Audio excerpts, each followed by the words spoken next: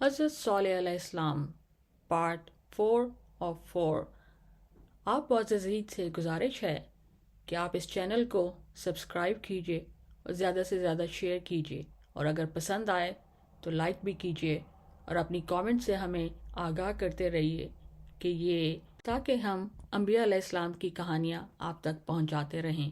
شکریہ۔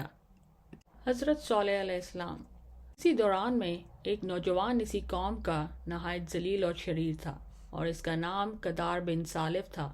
گوتا گردن چار شانہ، ماں باپ کو اذیت دینے والا، زبان دراز، حد چھوٹ پیدا ہوا تھا۔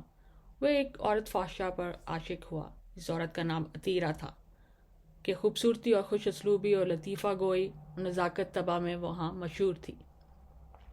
اس نے اس فاحشہ سے کہا، کب تک یہ آشنائی چوری چھپے رہے گی؟ کھل کر مجھ سے نکاح کیوں نہیں کر لیتی کہ عمر ہنسی خوشی سے گزران کریں؟ اس فاحشہ نے کہا، اگر اس بات کا خیال تجھ کو ہے تو ایک فرمائش میری ہے، اگر اس کو تو بجا لائے تو میں بما مال و اسباب اور لونڈیوں کے تیری فرما بردار رہوں گی۔ اور وہ کام یہ ہے کہ اس اونٹنی کو جس نے مجھ کو اور تمام شہر کو ایک رنج اور بلا میں ڈال رکھا ہے، تمام جانوروں بے زبان کو بھوک اور پیاس کے عذاب میں گرفتار کر رکھا ہے، کسی طرح مار ڈال اور اس کی کونچے کاٹ دے تاکہ ہم اس مصیبت سے نجات پائیں۔ اس فحاشہ کے جانور بہت تھے اس سبب سے، اور لوگوں سے زیادہ اس کو اس اونٹنی سے دشمنی تھی۔ غرض کے قدار نابکار نے اس ادنا اور خسیس کام کے واسطے ایسے بڑے گناہ کا اقرار کیا اور اس اونٹنی کو مارنے کی تدبیر میں پڑا، اور اپنے ساتھیوں آشناؤں کو بھی اس کام میں اپنا رفیق بنایا۔ اور ایک روز ایک گلی میں جو اس اونٹنی کے آنے جانے کی راہ تھی، اس کی راہ روک کے گھاٹ میں بیٹھا اور اپنے ساتھیوں کو بھی اس کوچے میں گھاٹ کی جگہوں میں بٹھایا۔ تو جس وقت وہ اونٹنی چراگاہ سے پھری اور اس کوچے میں پہنچی تو پہلے مصداع نے تیر اس کی پیشانی پر مارا، اور دوسرے ساتوں شخص تلوار کھینچ کے گل مچاتے ہوئے اونٹنی تک پہنچے، لیکن وہ اونٹنی زخمی ہونے کے باوجود کسی کو اپنے پاس نہ آنے دیتی تھی، اور جس طرف حملہ کرتی تھی سب کو بھگا دیتی تھی۔ آخر کار قدار نابکار نے اس کے پیچھے پہنچ کر تلوار اس کی کونچوں پر ماری۔ کونچوں کے کٹتے ہی وہ اونٹنی زمین پر گر پڑی۔ زمین پر گرتے ہی جب اس کے ساتھی گرد اس کے پہنچے تو تلواروں سے اس کو ٹکڑے ٹکڑے کر ڈالا۔ اس بات کو سن کر شہر والے سب بہت خوش ہوئے، اور اس کے گوشت کو تقسیم کر کے شہر والے اپنے گھروں کو لے گئے۔ اس کا بچہ جو پیچھے سے آیا اور اپنی ماں کا یہ حال دیکھا تو وہاں سب بھاگ کر اسی پہاڑ کی پشت پر جا کر کھڑا ہوا۔ یہ خبر جب حضرت صالح علیہ السلام کو پہنچی تو افسوس کرتے ہوئے باہر نکلے اور شہر والوں سے فرمایا، یہ تم نے اچھی بات نہیں کی، بلکہ خدا کے عذاب کو تم نے خود دعوت دی ہے۔ اب بھی بچاؤ کی صورت ہے کہ میرے ساتھ آؤ اور اس کے بچے کو اپنے شہر میں لاؤ تاکہ اس کے سبب سے حق تعالیٰ کے عذاب سے بچ جاؤ۔ قدار اور دوسرے کافروں نے اس بات کو نہ سنا اور اس بات کی کچھ حقیقت نہ جانی۔ تب حضرت صالح علیہ السلام سب مسلمانوں کے ساتھ اس بچے کو لانے کے لیے جنگل کی طرف گئے۔ جو ہی بچے نے حضرت صالح علیہ السلام کو دیکھا، 3 مرتبہ آواز کی اور وہ پشتہ پہاڑ کا پھٹا اور وہ بچہ اس کے اندر گھس گیا۔ تب حضرت صالح علیہ السلام اس کے حال کو دیکھ کر افسوس کرتے ہوئے واپس آئے اور شہر والوں سے کہا، تم نے اپنی خرابی اپنے ہاتھ سے کی، اور اس بچے کے 3 مرتبہ آواز کرنے کی تعبیر یہ ہے کہ تم کو 3 دن کی مہلت ہے۔ عذاب الہی سے پہلے دن منہ تمہارے زرد ہو جائیں گے، دوسرے دن سرخ ہو جائیں گے، تیسرے دن سیاہ۔ اور یہ ماجرا بدھ کو ہوا تھا۔ جمعرات کی صبح شہر والے جو سو کر اٹھے تو دیکھا کہ سب کے منہ زرد ہو گئے ہیں، تو تب سب کو یقین ہو گیا کہ جو کچھ حضرت صالح علیہ السلام نے کہا تھا سب سچ اور واقعہ ہونے والا ہے۔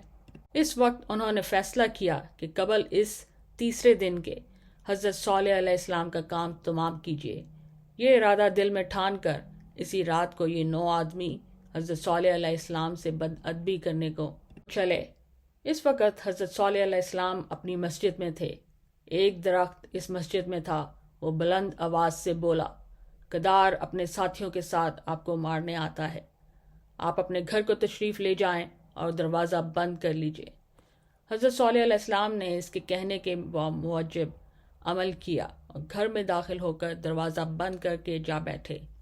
جب کدار اپنے ساتھیوں کے ساتھ مسجد میں آیا اور حضرت صالح علیہ السلام کو وہاں نہ پایا تو ارادہ کیا کہ آپ کے مکان کا دروازہ توڑ کر اندر گھس کر آپ سے بے ادبی کریں۔ وہ اسی سوچ میں تھے کہ یک فرشتے بموجب حکم الہی کے آپ کی حمایت اور مدد کو پہنچے اور اپنے پروں کو ان بدبختوں کے منہ پر مارا۔ اس پر مارنے کی وجہ سے وہ اندھے ہو گئے اور حیران و پریشان گرتے پڑتے بے تحاشا وہاں سے بھاگے، اور اس بھاگنے میں کسی کا سر دیوار میں لگ کر پھٹ گیا اور کوئی کنویں میں گر کر مر گیا، یہاں تک کہ سب کے سب مر گئے۔ دوسرے دن شہر والے جو سو کر اٹھے تو سب کے منہ سرخ پائے گئے، اور کدار وغیرہ کے وارثوں نے جوان کی لاش لی تو حضرت صالح علیہ السلام کے گھر کے قریب ان سب کو مردہ پایا۔ پھر اس حال کو شہر کے رئیسوں اور سرداروں سے جو کافر تھے ان پر ظاہر کیا تو سردار سب شہر والے حضرت صالح علیہ السلام کے گھر پر چڑھائے اور گھر کو گھیر لیا اور کہا کہ تم نے اس اونٹنی کے عوض میں ہمارے 9 آدمی جو رات کو مار ڈالے ہیں، ہم ان آدمیوں کے عوض میں تم کو اور تمہارے سب گھر والوں کو مار ڈالیں گے۔ حضرت صالح علیہ السلام نے فرمایا، ہم ان لوگوں کو مارنے نہیں گئے تھے، یہ خود ہمارے گھر رات کو چڑھ آئے تھے۔ اللہ تعالیٰ نے غیب سے ان کو سزا دی۔ وہ سب اسی سوال و جواب میں تھے کہ جندہ بن عمرو اس شہر کا بڑا رئیس بما اپنی فوج کے جو مشرف با اسلام ہوا تھا اور بڑا معتقد اور دوست حضرت صالح علیہ السلام کا تھا، اس حال کی خبر پاتے ہی بما اپنی فوج کے حضرت صالح علیہ السلام کی مدد کو پہنچا اور ان رئیسوں اور شہر والوں سے مقابلہ کیا۔ آخر کو چند آدمیوں نے درمیان میں آ کر اس بات پر صلح ٹھہرائی کہ حضرت صالح علیہ السلام شہر سے نکل جائیں۔ حضرت صالح علیہ السلام نے اس بات کو غنیمت جانا اور جندہ بن عمرو اور دوسرے مسلمانوں کو اپنے ساتھ لے کر شہر سے باہر نکل گئے۔ تیسرے دن کو ہفتے کا دن تھا۔ صبح کو شہر کے لوگ جو اٹھے تو سب کے منہ کالے پائے۔ اس دن پھر نہایت تشویش میں رہے کہ کیا ہونے والا ہے۔ آخر یہ بات سوجی کہ پختہ مکانات خالی کیجیے اور خدا کا عذاب جب آئے گا تو ان مکانوں میں چھپ رہیں گے، کیونکہ عذاب الہی آسمان سے آئے گا۔ حاصل کلام یہ کہ پنجشنبہ کی صبح کو حضرت جبرائیل علیہ السلام بموجب حکم الہی کے درمیان میں زمین و آسمان کے ایک بڑی صورت دہشت ناک کے ظاہر ہوئے اور ایسی سخت آواز نکالی کہ اس کے سبب سے پہاڑ جنبش میں آ گئے اور تند ہوا آندھی کے طور پر چلنا شروع ہوئی۔ سب شہر والے دہشت کھا کر انہی مضبوط مکانوں میں جا گھسے۔ پھر حضرت جبرائیل علیہ السلام نے ایک آواز پہلے سے بھی زیادہ سخت کی کہ اس کے سبب سے سب شہر والے اوندھے اپنے اپنے زانوؤں پر گر پڑے اور ان کے دل پھٹ گئے اور سب جہنم واصل ہوئے اور ایک بھی باقی نہ رہا۔ حضرت صالح علیہ السلام نے جب یہ ماجرا سنا تو مسلمانوں سے فرمایا، یہ شہر غضب الہی کے نازل ہونے کی جگہ ہے، یہاں پر رہنا ہرگز مناسب نہیں ہے، اس کو چھوڑو اور مکہ معظمہ کے حرم کا احرام باندھو اور وہیں چل کر رہو۔ چنانچہ وہ سب حضرت صالح علیہ السلام کے فرمانے کے مطابق ہجرت کر کے مکہ معظمہ چلے آئے۔ حدیث صحیح میں وارد ہے، جب آ حضرت صلی اللہ علیہ وآلہ وسلم غزوہ تبوک کے سفر میں حجاز کے دروازے پر پہنچے تو صحابہ رضی اللہ تعالی عنہ سے ارشاد فرمایا، تم میں سے کوئی شخص اس شہر میں نہ بیٹھے اور نہ پانی پیے مگر کہ روتا ہوا اور ڈرتا ہوا، اس واسطے کہ ان کافروں کی روحیں اس شہر میں عذاب الہی میں گرفتار ہیں، اور جس جگہ پر عذاب الہی نازل ہوتا ہے وہاں سے دور رہنا بہتر ہے۔ اور یہ بھی ایک حدیث میں آیا ہے کہ ایک شخص جس کا نام ابو رال تھا کسی کام کے واسطے مکہ معظمہ میں آیا تھا، سو جب تک حرم میں شریف کے اندر رہا تب تک عذاب الہی سے محفوظ رہا۔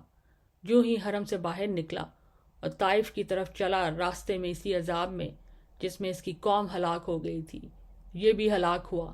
چنانچہ آ حضرت صلی اللہ علیہ وآلہ وسلم طائف کی مہم پر جانے کے وقت جب اس کی قبر پر پہنچے، وہاں کے لوگوں کی عادت تھی کہ جب اس قبر کے نزدیک پہنچتے تو اس کو سنگسار کیا کرتے تھے۔ اب آپ صلی اللہ علیہ وآلہ وسلم نے فرمایا، تم جانتے ہو کہ یہ قبر کس کی ہے؟ صحابہ رضی اللہ تعالی عنہ نے عرض کی، اللہ اور اس کے رسول صلی اللہ علیہ وآلہ وسلم خوب جانتے ہیں۔ حضرت صلی اللہ علیہ وآلہ وسلم نے سب قصہ اس کا مفصل اپنی زبان فیض ترجمان سے ارشاد فرمایا اور کہا، اس میری بات کی سچائی کی نشانی یہ ہے کہ اس کی چھڑی سونے کی اس کے ساتھ دفن ہوئی ہے۔ صحابہ نے جو یہ کلام سنا دوڑے اور اس کی قبر کو تلواروں سے کھودا اور وہ سونے کی چھڑی نکال لائے اور اس کی قبر کو پھر اس طرح بند کر دیا۔ چینل کو سبسکرائب کرنا اور شیئر کرنا نہ بھولیے گا۔ پھر آپ سے گفتگو جاری رہے گی۔ شکریہ۔